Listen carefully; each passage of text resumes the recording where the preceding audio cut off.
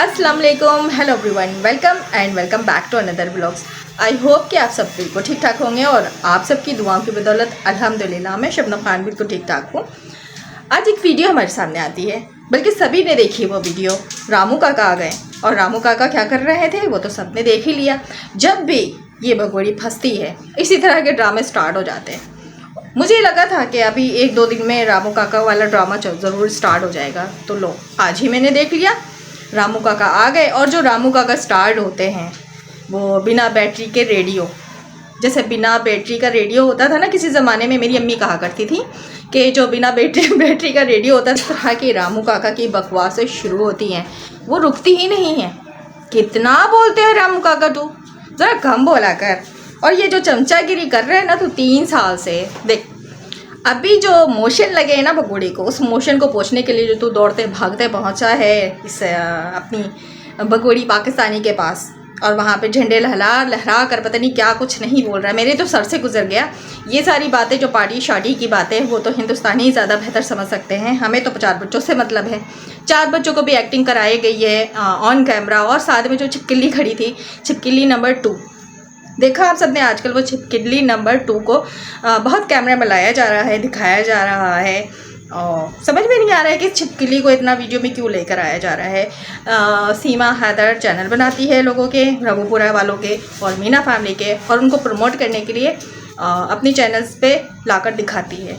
तो मैं समझती हूँ कि यही वजह है इस छिपकली को वीडियो में लाने की। एक तो सीमा हैदर से इन जैसे लोगों का मतलब पूरा होता है, दूसरा सीमा हैदर का भी इन जैसे लोगों से मतलब पूरा होता है। जैसे कुछ दिनों पहले आप सबने सुना ही होगा, सीमा हैदर को चाहिए थी एक हेल्पर, मीन्स के नौकरानी। उस नौकरानी ने जो डिमांड रखी वो सीमा हैदर की औकात नहीं थी ना देने की। तो फिर क्या हुआ कि इन 2 चमचियों को समझ आया कि अगर ये हेल्पर रख रही है, मीन्स के वो जो सीमा हैदर की नाजायज़ नन जो है पतलू के साथ एक जो छोटू और छिपकली टाइप जो एक आई हुई है, देरानी है जेठानी है पता नहीं क्या है, तो ये जो मीना फैमिली आप सब तो जानते ही हैं कि खाने को मोहताज हैं, भीख मांगे लोग हैं। तो इनको ना सीमा हैदर सोने के अंडे देने वाली मुर्गी लगती है, आप सभी जानते हैं, बताने की तो ज़रूरत है नहीं, बल्कि लगती क्या वो समझते ही हैं। इसी वजह से तो आकर उसके तलवे चाट रहे होते हैं, उसका पैर धो धो कर पानी पी रहे होते हैं।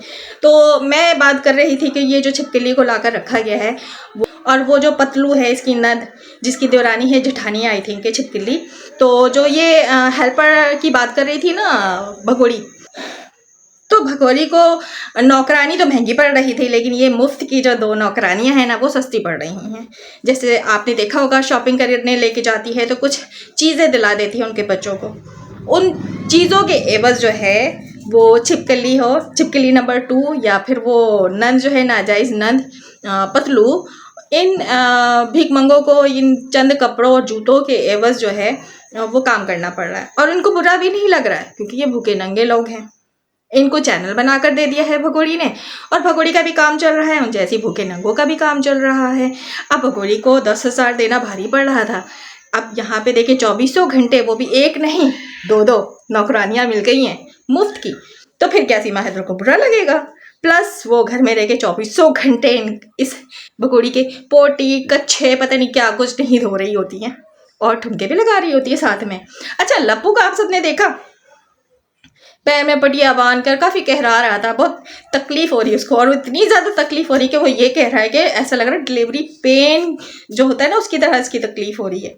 लप्पू सही तू जनानी है, लोग सही कहते हैं तू जनानी ही है, जनानियों वाली ही सारी बातें करेगा तू। और ये जो तू एक्टिंग करके दिखा रहा है ना, देख होने हवाने वाला कुछ नहीं है। जो भगोड़ी है ना प्यारे में आई हुई महिला, ये तुझे कख घास नहीं डालती, तुझे छोड़कर दर्द में करहाता वो जाकर ठुमके लगा रही थी, कसम खा रही थी तुम्हारी बगैर मैं नहीं नाचूंगी, लेकिन वो ठुमके पे ठुमके लगा रही थी रघुपुरा की औरतों के साथ। तो ये है प्यार भगोड़ी का। अन भक्तों जरा सा आंखें खोल लो और देखो कि ये जो प्यार में आई हुई भगोड़ी है ना, कितना प्यार करती है वो 1.25 पाव के मुंह वाले से, कितना ख्याल रखती है उसका, उसको ठुमके लगाने से नाच गाना करने से फुर्सत ही नहीं है। वो दर्द में करा रहा उधर जाकर वो ठुमके लगा रही। ये है इस भगोड़ी का प्यार। इसकी प्यार की क्या क्या मिसालें दें हम। ये पाकिस्तान में भी बहुत मर्दों से प्यार करती रही है। मिसाल के तौर पर वो एक जाफ़र नाम का शख्स था ना, उसने तो सारे पोल खोले इसके कि कितने यार थे इसके पाकिस्तान में, और उससे गुलाम हैदर से पहले कितने थे जिसके चक्कर में ये भागी थी। फिर गुलाम हैदर को फंसाया इसने, फिर उसके बाद जाफर, और फिर अभी यहाँ पर बैठी हुई है। और इससे पहले भी सवा पाव के मुंह वाले से पहले भी एक और है हिंदुस्तानी, जिसका नाम लेती है तो मुझे स्ट्राइक आ जाती है। संदीप नाम लेकर मैंने आप लोगों के सामने कई स्टोरियां रखी ना, कहानियां रखी, हकीकतें रखी ना, तो वो शख्स भी है। तो देख लपू सवा पाव के मुंह वाला, वो असल जो प्यार है ना, वो है जिसे ये सऊदीया में मिली थी। उस प्यार के लिए तेरे पास आकर बैठी है, तेरे लिए नहीं बैठी है। अनभक्तो अभी भी होश में आ जाओ। हाँ, अगर तुम अनभक्तो उस संदीप यार की चाटुकार हो तो फिर कह नहीं सकते ना, क्योंकि तुम लोगों के सामने तो मैंने सारी हकीकतें रखी हैं, बट तुम लोगों को समझ ही नहीं आता। तो मेरे ख्याल से तुम लोगों को हकीकत पता है पहले से।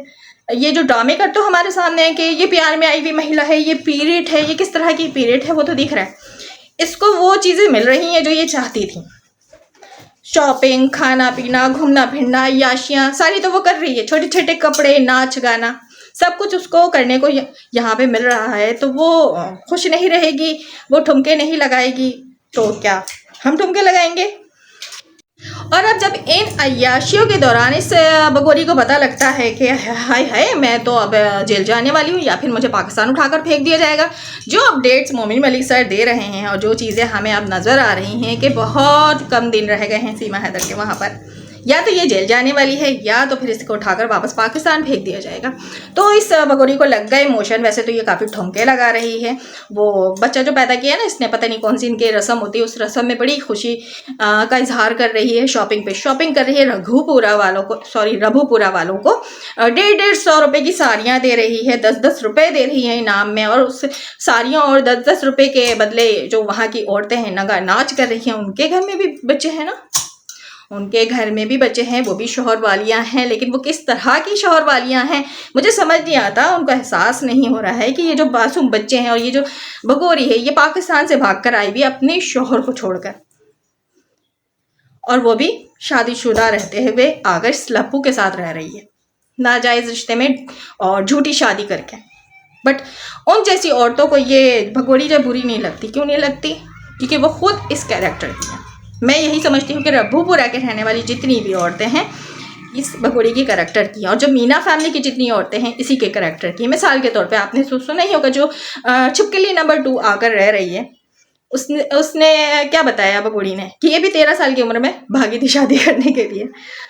तो इस तरह के कैरेक्टर के जब लोग होंगे इस ख़ानदान में तो लप्पू झिंगुर तो ये हरकतें करेगा। तो हम ना कहते थे कि ये घटिया तरीन ख़ानदान है लप्पू का। अच्छा ख़ानदान होता, पढ़ा लिखा ख़ानदान होता तो क्या ऐसी हरकतें करता? किसी का बसा बसाया घर ख़राब करते? नहीं करते। मासूम बच्चों पे इस तरह जुल्म करते? फरहान हैदर के लिए तो कल मैंने वीडियोस बनाई कि फरहान हैदर किस तरह सूखा सा मुँह लेके, उदास मुँह लेके, बेजारगी उसके चेहरे से नज़र आ रही थी, और ज़बरदस्ती वो जो फरहान हैदर से एक्टिंग करवा रही थी कि कल से इसने कुछ नहीं खाया, मतलब कि वो व्रत वगैरह जो कहते हैं वो रखा है। तो लगता है क्या कि इसने बच्चों से व्रत रखाया होगा। पहली बात तो झूठ बोला उसने कैमरे में। बच्चे बिना व्रत रखे ही भूखे होते हैं, बच्चों को टाइम से खाना दिया ही नहीं जाता, क्योंकि इस बगोड़ी को शॉपिंग करने से फुर्सत नहीं है, नाच गाना करने से फुर्सत नहीं है। वो बच्चियाँ कहाँ होती हैं? वो बच्चियाँ पता है कहाँ होती हैं? वो बच्चियाँ वहाँ होती हैं जहाँ पे इसने जो नाजायज़ बच्चे पैदा किए हैं ना, वो बच्चे वहाँ होते हैं। वहाँ वो बच्चियाँ होती हैं क्योंकि उन बच्चियों को वो बच्चे पालने होते हैं, गोद में लेकर बैठा दिया होता है कि इन बच्चों का तुम लोग ख्याल रखो, और ये नाचने गाने में लगी होती है, शॉपिंग करने में लगी होती है, और इन बच्चों को खाना भी टाइम से नहीं मिलता है। हकीकत यही है। वीडियो का एंड करने से पहले मैं एक बात और कहना चाहूँगी। जिस तरह रामू काका वो पार्टी शाटी वाली कुछ बातें कर रहा था, कोठा नंबर ब्रांच नंबर 2 पे चढ़कर जो दौड़ते भागते आया है भगोड़ी के द्वार पर, क्योंकि उसको मोशन लगे थे। जिस तरह वो पार्टियाँ जो कोई वहाँ की पार्टी है उसकी बात कर रहा था, जिस तरह वो झंडे लहरा रहा था, जिस तरह तकरीरें कर रहा था, जिस तरह ये भगोड़ी नारे लगा रही थी, मुझे तो ऐसा लगता है कि नेक्स्ट वहाँ के जो प्रधानमंत्री है वो रामू काका भगोड़ी को ही बनाने वाला है। क्या लगता है आपको? भगोड़ी के क्या औकात है ये तो सभी जानते हैं। भगोड़ी को इतना प्रोटोकॉल देना, भगोड़ी को लेके वहाँ की सियासत चमकाना, रामू काका क्या बताना चाहते हैं? मैं उन हिंदुस्तानी से पूछना चाहती हूँ जो सच में हिंदुस्तानी है, जो अपने मुल्क से प्यार करते हैं, और हर कोई अपने मुल्क से प्यार करता है। जो ये वीडियो आज आई है, इससे देखकर आप लोगों को क्या लगता है? हम पाकिस्तानी को तो यह लगता है कि अगला जो प्रधानमंत्री है आपके मुल्क का, वो भगोड़ी ही होने वाली है। अब आप सब सोचें, एक पाकिस्तानी भगोड़ी अगर आपके मुल्क की प्रधानमंत्री बन जाती है तो कैसा लगेगा? देखिए, मजाक से हटकर बात है, ये कोई मजाक नहीं है। जिस तरह रामू काका एक इंडियंस जो अपने ही मुल्क से गद्दारी कर रहा है, एक पाकिस्तानी घुसपैठिया को सपोर्ट कर रहा है और वहाँ पे सियासत की बात कर रहा है, तो भगोड़ी की ये औकात है क्या? ये सब आप सब कमेंट्स में आकर ज़रूर बताइएगा।